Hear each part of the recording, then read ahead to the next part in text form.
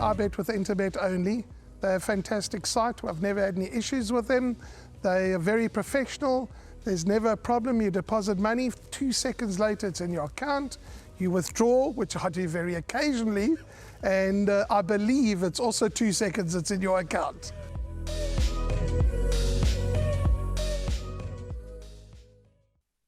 Welcome back for the penultimate race of the day, race number 7. They'll do business over 1,400 metres at 16:05. The Greyville Convention Centre, merit rated 87 handicap.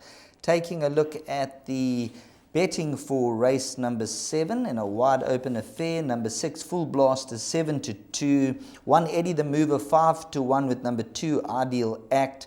Number 3, L's My Daddy, and number 4, Captain Who, 11-2 and 6-1, and then you can get 8-1 and better the rest.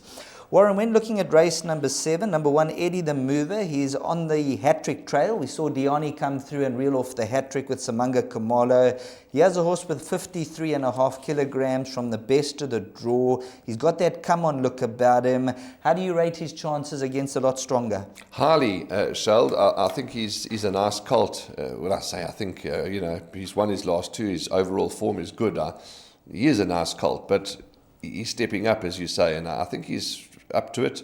Samanga Kamalo certainly must believe he's up to it because he's stuck with the ride. He beat Bots, he's beat Averni King. Averni King ran just the other day, didn't it?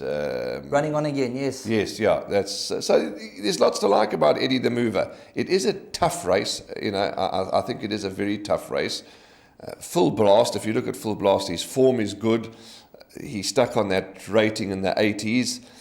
He's a horse that can blow this field away, but there must be a reason. 675 days since his last win. He's returning from a bit of a rest, so there's lots to like about Full Blast. Mr. Pigalle ran on fairly well last time.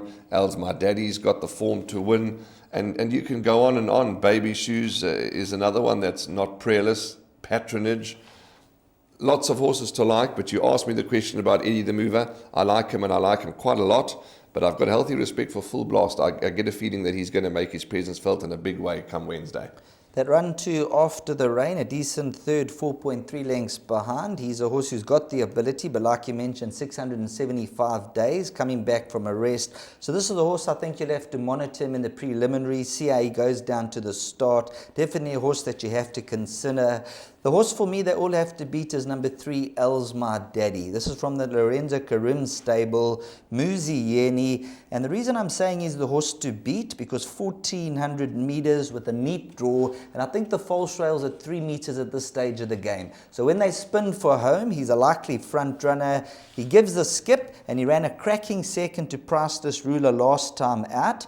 His last 2 runs have been on the poly track, whereas all 4 wins have come on the turf. So I think the switch back to the turf. I think number 3, L's My Daddy, that could be the value in the race. The stable had a very impressive winner at the most recent KZN meeting, so all is good for them. And L's My Daddy, the 6-year-old, yep, out of that mare Consensual, lots to like. So Sheldon's in the camp of L's My Daddy.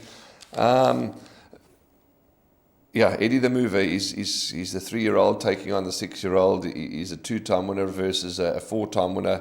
So maybe some boxed exactors or some box swingers. Eddie the Mover, L's My Daddy, Full Blast. But it's a tough race, Sheldon, and but you could be onto something here with L's My Daddy, and you're quite right. The form on the turf is exceptional. The winning form on the turf is very good.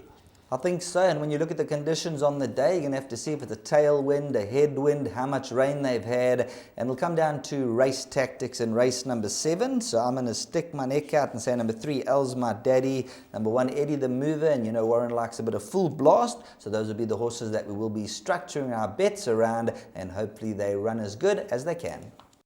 My name's Danny Diliberto, founder of Ladles of Love. It was founded back in 2014. Communities we work with are all over the peninsula, and we're working with 138 beneficiaries now. We've grown exponentially. We've been able to do that because of all the kindness that we have experienced from individuals and corporates such as Interbet, who just want to be part of the change.